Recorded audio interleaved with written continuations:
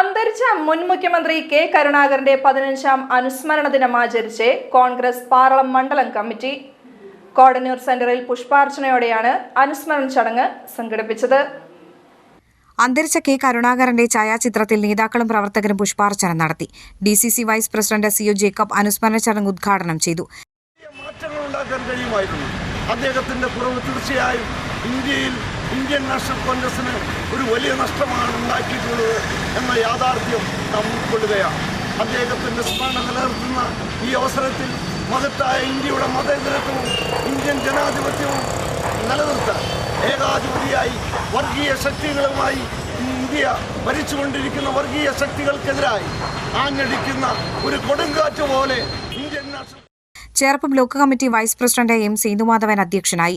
AP Ramakrishnan, TM Mohanan, Bindu Asokan, Tomy Pellissery, Santhosh Kumar Sen, TK Raju, Dennis Pellissery, Tony Chirayath, Cherpu block panchayat അംഗം ജൂബി ചിറയത്ത്, പഞ്ചായത്ത് അംഗങ്ങളായ Nikhil, Rincy Sabu, Rincy Jubi, Rosemary Abesh, Bindu, CO Johnson, Biju Kunnappilly, Sindo Kunnikkara, A. Prasad, Denson Chirayath, AA Rappai, Antony Thekkakkara എന്നിവർ സംസാരിച്ചു.